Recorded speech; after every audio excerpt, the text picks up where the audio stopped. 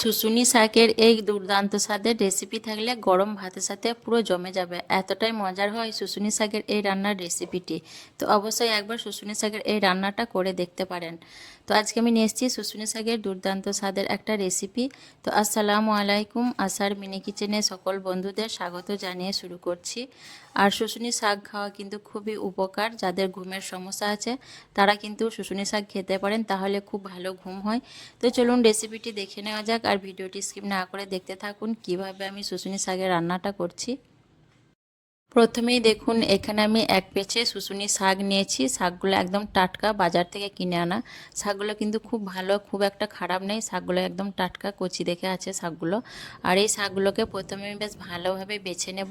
শাকের মধ্যে যে বড় বড় ডাঁটা এবং খারাপ যেগুলো আছে সেগুলোকে বেশ ভালো করে প্রথমে আমি বেছে নেব। শাকগুলোকে দেখুন বেশ ভালোভাবে বেছে পরিষ্কার করে নিয়েছি। এখন আমি শাকগুলোকে ধুয়ে পানিটাকে ঝরিয়ে নিয়ে তারপর রান্নার দিকে চলে যাব। এখন আমি গ্যাস অন করে একটা কড়াই বসিয়ে দিয়েছি, আর কড়াইয়ের মধ্যে দিয়ে দিচ্ছি আমি 1 কাপের মতো পানি শাক সেদ্ধ করার জন্য। পানি দেওয়ার পর দিয়ে দিচ্ছি সামান্য নুন। নুনটা প্রথমে একটু কম করে দিতে হবে, যেহেতু শাকটা রান্নার পর অনেকটাই কমে যাবে। সেই ক্ষেত্রে শাকের মধ্যে নুনটা বেশি হয়ে গেলে খেতে অতটা ভালো হবে না, তার জন্য প্রথমে নুনটা একটু কম করেই দেবেন। শাকগুলো দেওয়ার পর আমি একটু নাড়াচাড়া করে নেব। আর একটু নাড়াচাড়া করে নেওয়ার পরে শাকগুলো দেখুন অনেকটাই আস্তে আস্তে নরম হয়ে যাবে। তো আমি 2 মিনিটের মতো এভাবে শাকগুলোকে নাড়াচাড়া করতে থাকবো। আর শুশুনি শাক কিন্তু রান্না করতে খুব বেশি সময় লাগে না, অল্প সময়ের মধ্যে কিন্তু বেশ ভালোভাবে সেদ্ধ হয়ে যায়। তো দেখুন নাড়াচাড়া করতে করতে শাকটা অনেকটাই নরম হয়ে গেছে। বেশ ভালো করে একটু নাড়াচাড়া করে মিশিয়ে নেব। শাকটাকে একটু ভালো করে নাড়াচাড়া করে মিশিয়ে নেওয়ার পর দেখুন অনেকটাই নরম হয়ে গেছে। এখন ঢাকা দিয়ে আমি 4-5 মিনিটের মতো হতে দেব। 4-5 মিনিট পর আমি ঢাকনা খুলে নিচ্ছি, দিয়ে একটু নাড়াচাড়া করে নেব। আর শাকটা দেখুন অনেকটাই নরম হয়ে গেছে, শাকগুলো কিন্তু বেশ ভালোভাবে সেদ্ধ হয়ে গেছে। আর এই শাকের মধ্যে যে অল্প পানিটা আছে এই পানিটা আমি ফেলে দেবো না, পানিটাকে আমি নাড়াচাড়া করে শুকনো শুকনো করে নেব। পানিটাকে একদম টানিয়ে নেব, শাকটা যাতে শুকনো শুকনো হয়ে যায়। তো আমি একটু নাড়াচাড়া করে নেব কিছুক্ষণ, তাহলে এই পানিটা কিন্তু একদম টেনে যেয়ে শাকটা শুকনো শুকনো হয়ে যাবে।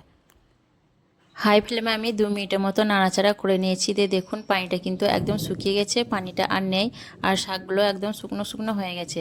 এভাবে করে শাকটাকে একটু শুকনো শুকনো করে নিতে হবে। দিয়ে এখন আমি শাকটাকে কড়াই থেকে নামিয়ে কড়াইটা বেশ ভালো করে ধুয়ে পরিষ্কার করে নেব। কড়াইটাকে ভালো করে পরিষ্কার করে তারপর আবারও আমি বসিয়ে দিয়েছি। দিয়ে কড়াইয়ের মধ্যে দিয়ে দিচ্ছি সর্ষের তেল। 2 চামচের মতো সর্ষের তেল দিয়ে দিলাম। আর অবশ্যই সর্ষের তেলে শাকটা ভাজি করবেন, তাহলে খেতে বেশি ভালো লাগবে। তারপর এর মধ্যে দিয়ে দিচ্ছি 2টো শুকনো লঙ্কা ছিঁড়ে, আর দিয়ে দিচ্ছি 8-10 কোয়া মতো রসুন থেতো করে।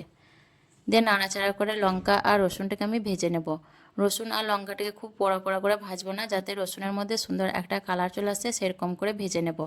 আর শাকের মধ্যে একটু রসুনটা বেশি করে দিলে খেতে বেশি ভালো লাগে। আমি সবসময় শাক এবং ডালের মধ্যে রসুনটা খেতে পছন্দ করি একটু বেশি করেই, আপনারা নিজেদের পছন্দ মতো দিয়ে দেবেন। দিয়ে নাড়াচাড়া করে আমি কিছুক্ষণ ভেজে নেব। কয়েক সেকেন্ড ভেজে নেওয়ার পর দেখুন রসুনের মধ্যে সুন্দর একটা কালার আসতে শুরু করে দিয়েছে। এই পর্যায়ে আমি এর মধ্যে দিয়ে দিচ্ছি একটা মিডিয়াম সাইজের পেঁয়াজ কুচি। আর এইভাবে করে রসুনটাকে ভেজে নিতে হবে, খুব বেশি পুড়িয়ে দিলে হবে না, তাহলে রসুনের যে একটা ফ্লেভার সেটা নষ্ট হয়ে যাবে। একটা আমি মিডিয়াম সাইজের পেঁয়াজ কুচি দিয়ে দিয়েছি। দিয়ে এখন নাড়াচাড়া করে পেঁয়াজটাকে খানিক ভেজে নেব। মিনিট 2-এর মতো পেঁয়াজটাকে আমি ভেজে নেব। তারপর দেখুন পেঁয়াজটাকে আমি একদম নরম করে ভেজে নিয়েছি। পেঁয়াজের মধ্যে সুন্দর একটা কালার ধরতে শুরু করে দিয়েছে। এর থেকে আর পেঁয়াজটাকে আমি বেশি ভাজবো না, পেঁয়াজটাকে খুব বেশি ভেজে দিলে খেতে কিন্তু ভালো লাগবে না। তার জন্য দেখুন এরকম করে আমি পেঁয়াজটাকে ভেজে নিয়ে তারপর এর মধ্যে দিয়ে দিচ্ছি সেদ্ধ করে রাখা শুশুনি শাক।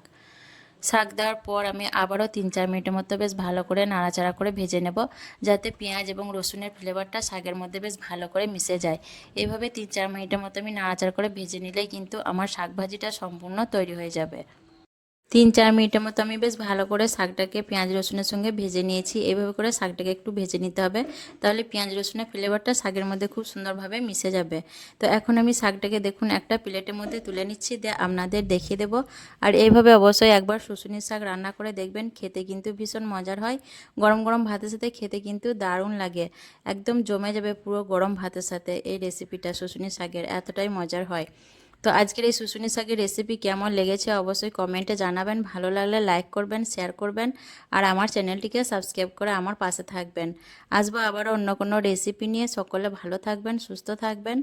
আল্লাহ হাফেজ।